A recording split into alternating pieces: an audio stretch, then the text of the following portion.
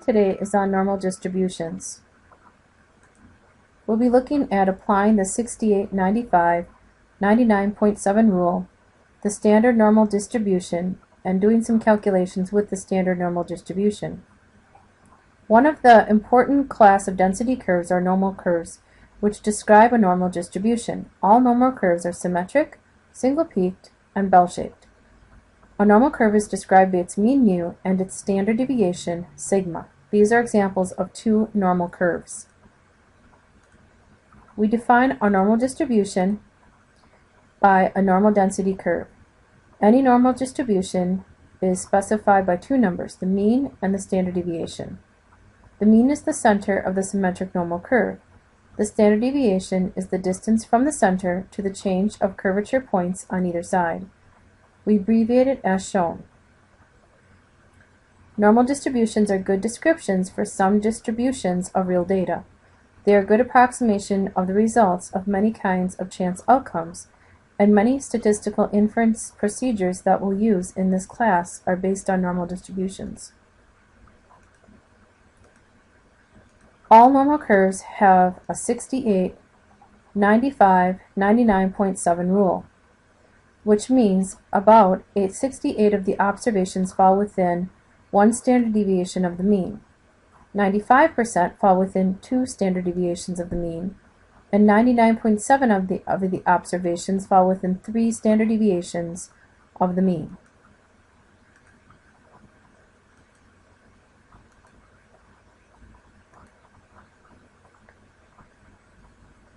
The distribution of Iowa Test of Basic Skills vocabulary scores for 7th grade students in Gary, Indiana is close to normal.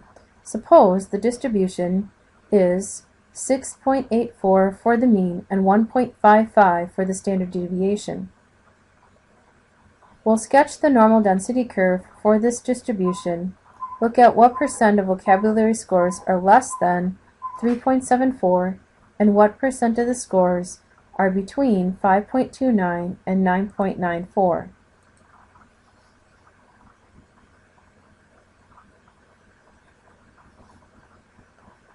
So taking a look at this, we'll first start by sketching the normal density curve for the Iowa Basic Skills Test.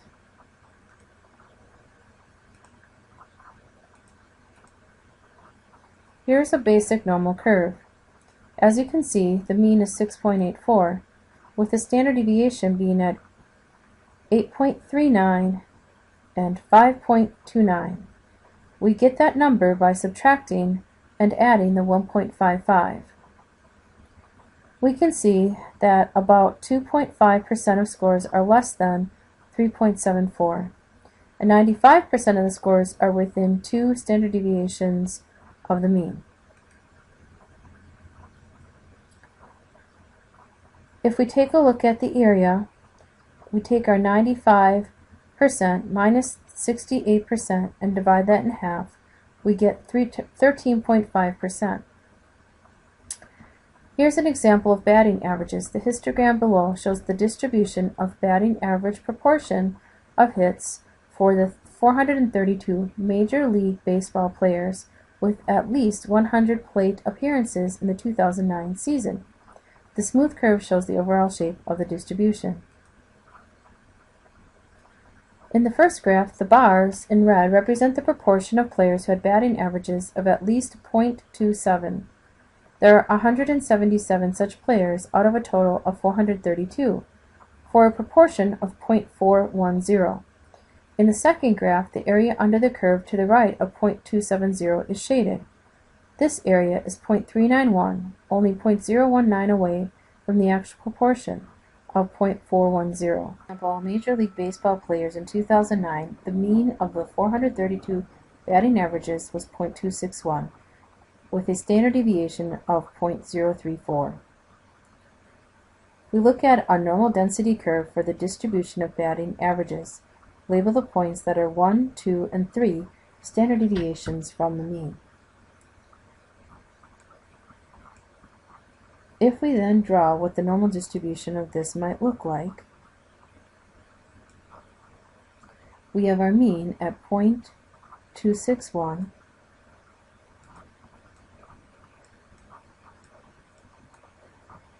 And then if we look at our standard deviation, 0.034, our next one standard deviation is going to be 0.295.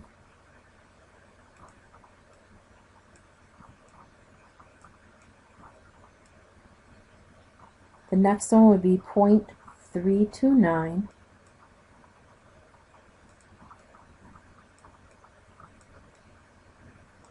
And the next one will be 0.363.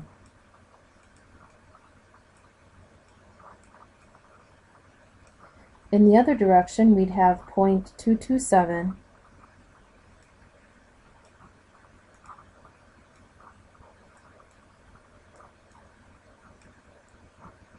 0.193,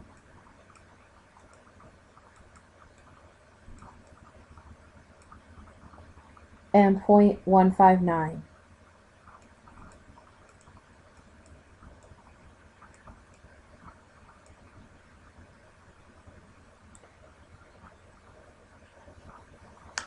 The next one's asking us what percent of batting averages are above 0.329. So if we look at our graph, 0.329, we're looking for what percentage would be above. Remember our rule. We're looking at this piece right here.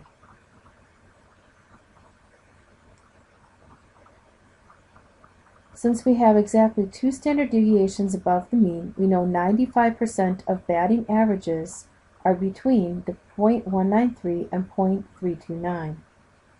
Since the curve is symmetric, half of the remaining 5%, or 2.5%, should be above the 0.329.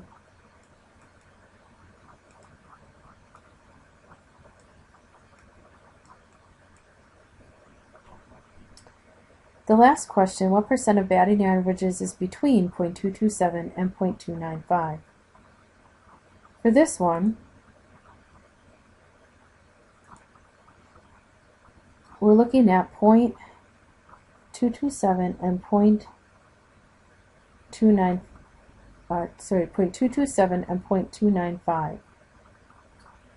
We know that about 68% of batting averages are between the 0.227 and 0.295. We also know half of the difference between 95 and 68 should be between 0.193 and 0.227. Therefore, if we add these together, we have 81.5% are between 0.193 and 0.295.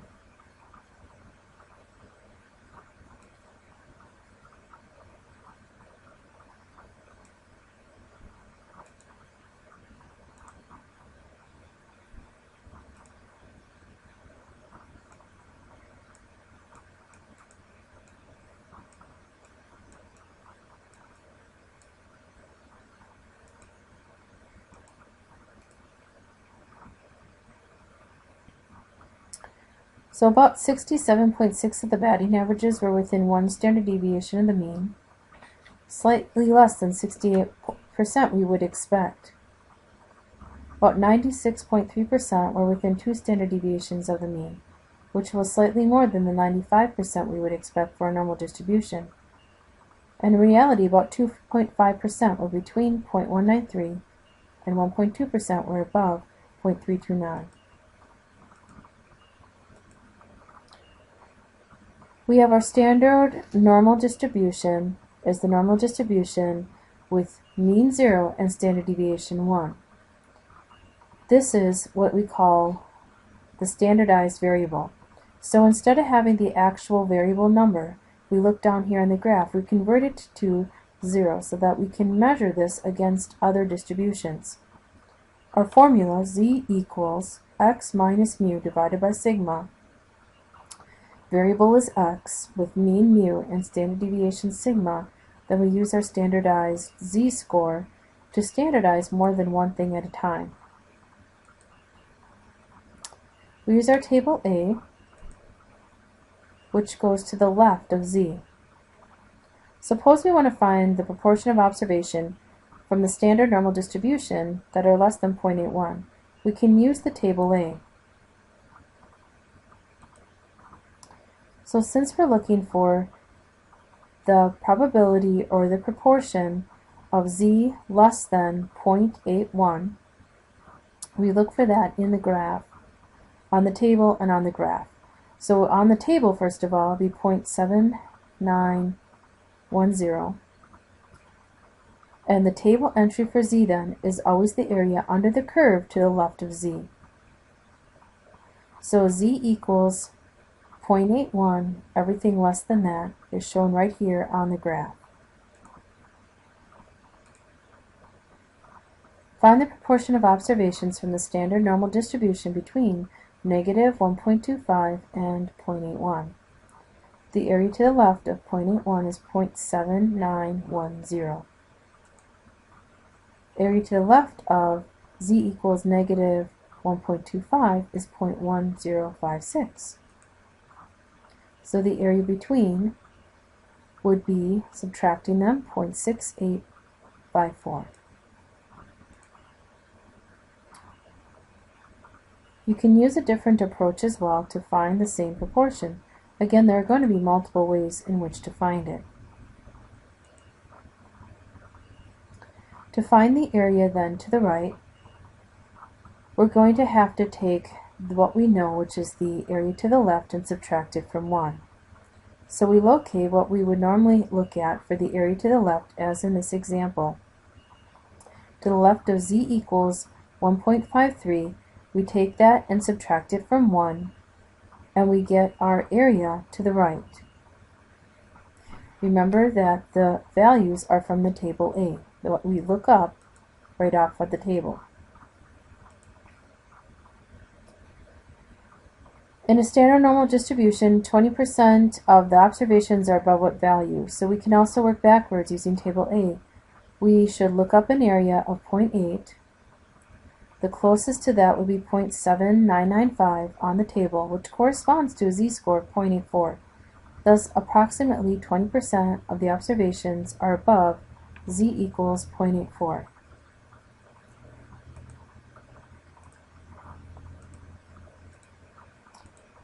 We always use our state, plan, do, and conclude when we're going to find the area of interest under a curve, perform our standard z, and then locate the values. When Tiger Woods hits his driver, the distance the ball travels can be described by 304 for the mean and 8 for the standard deviation. What percent of Tiger's drives travel between 305 and 325 yards? If we take the amount 305, subtract 304 the mean, divide by standard deviation of 8, we get 0.13. If we take the second value, 325, minus the mean, 304, divided by 8, the standard deviation, we get 2.63. We then look up on our table for the z-scores to figure out our answer. We find the area to the left of z equals 2.63 and the area to the left of z equals 0.13. We then subtract the two values and get 44% of Tiger's drives travel between 305 and 325 yards. We can do the same thing with our serving speed for the 2008 Wimbledon tennis tournament. So the question is, what would you do with the state, plan, do, and conclude part of the problem? In the state part of the problem, you would state what it is that you're looking for. In the plan, you would describe what you're going to use, in this case, a normal distribution, and figuring out what a z-score is. In the do part of this four-step process, you would then do all of your calculations under that section. In the conclude, you would answer the question that's given. In this case, the question is, what proportion of first serves would you expect to exceed 120 miles per hour. Likewise, you can answer a question such as this. What percent of Rafael Nadal's first serves are between 100 and 110 miles per hour? This time we'd have to find out using two different z-scores and then do the calculations.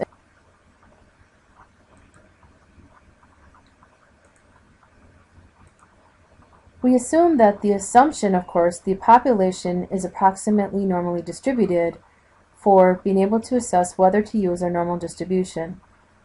Here are some key tips. Plot the data.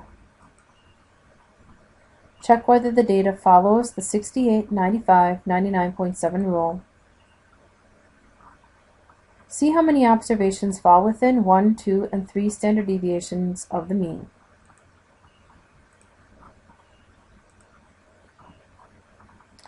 If the normal probability plot, like close to a straight line, indicates that the data are normal. Systematic deviations from a straight line indicate a non-normal distribution. Outliers appear as points far away from the overall pattern of the plot. Here's an example.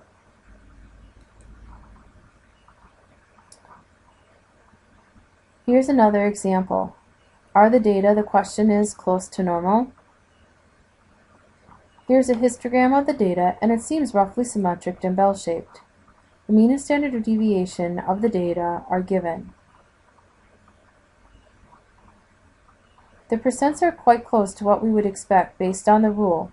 Combined with the graph, this gives good evidence the distribution is close to normal. Here's a normal probability plot, also called a normal quantile plot, of the refrigerator data from the previous page. It is quite linear. Supporting our earlier decision, the distribution is close to normal. Here, the distribution is the histogram, a normal probability plot, displaying the land areas for the 50 states. Is the distribution approximately normal? We can see what the data look like on the graph here. And do they form the normal straight line distribution? Obviously not. We can also see another example. On this one, this is an example of a distribution skewed to the left. Notice the lowest free throw percentages are to the left of what we would expect, and the highest free throw percentages are not as far to the right as what we would expect.